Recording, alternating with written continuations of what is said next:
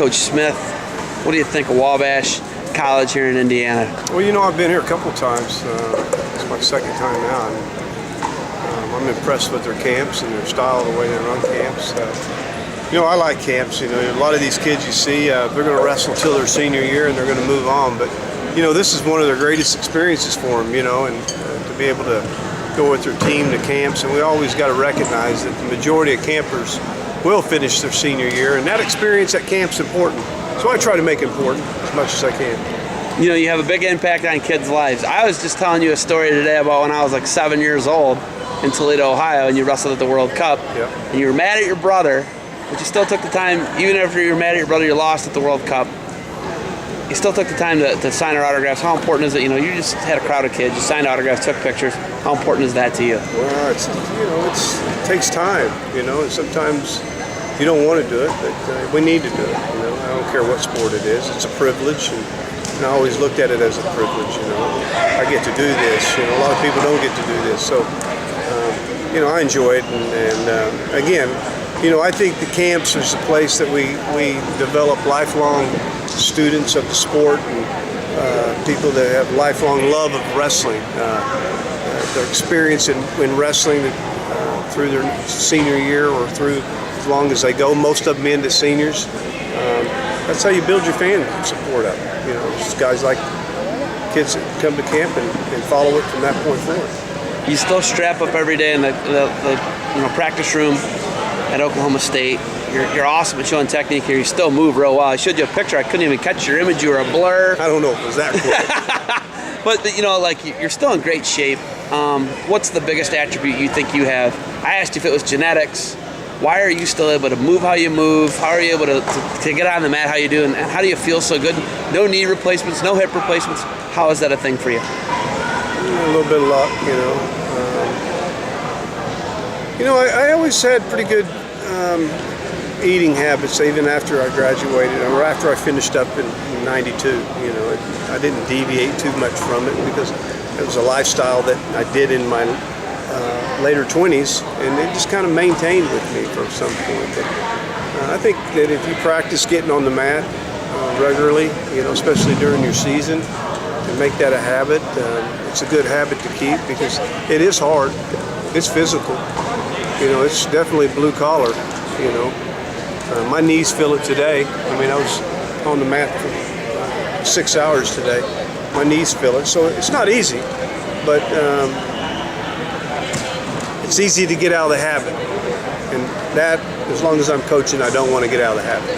You don't wrestle, Joe? No, I don't wrestle. You know, I pretty much stopped with Jamil Kelly and Eric Guerrero, that crew in 2004.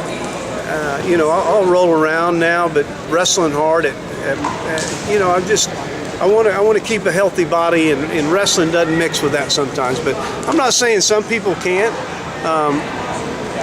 You know, I just feel like I'd much rather drill, and of course I wrestle my two younger boys. And as long as they're weigh 75 and 50, I think I'm okay. You're all right with them. Well, what? I mean, Joe gets big. Joe gets above 170, 180. You don't want to go there. He gets big. Yeah. But Joe gets big. No, he's big. Yeah.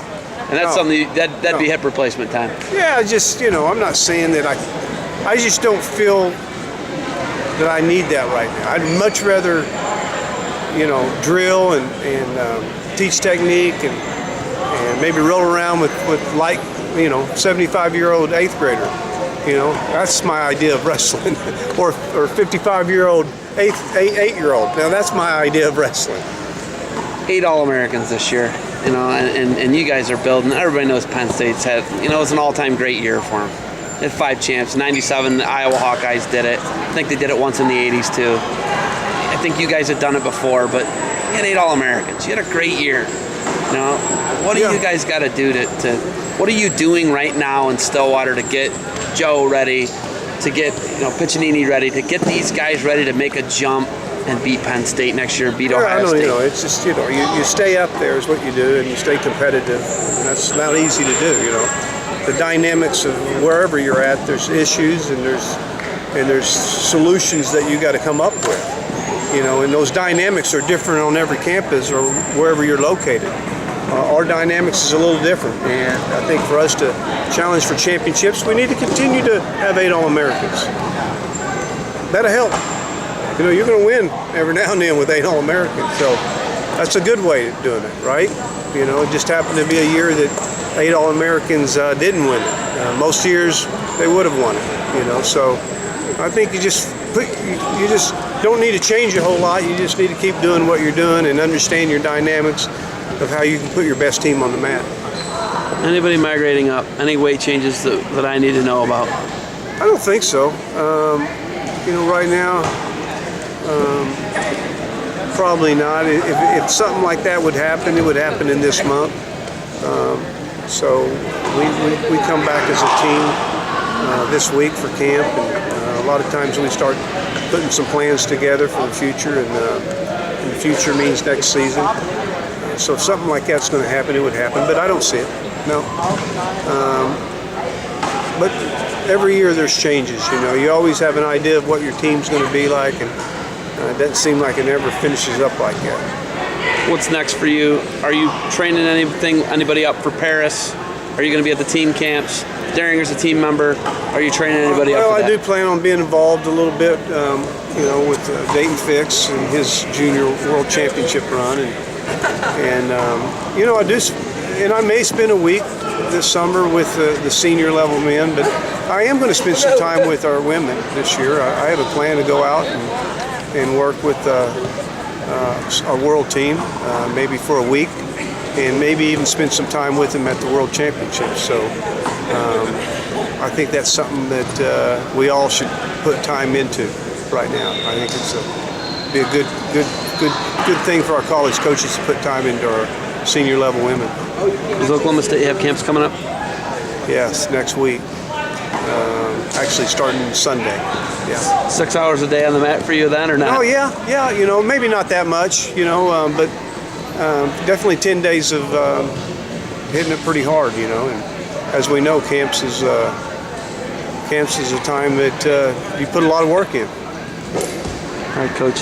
You got a flight coming up here in a little bit. You got anything else for me? That's it, man. Hey, thank you for the time. It's always great talking to you, and good luck to you guys next year. Okay. Thank you.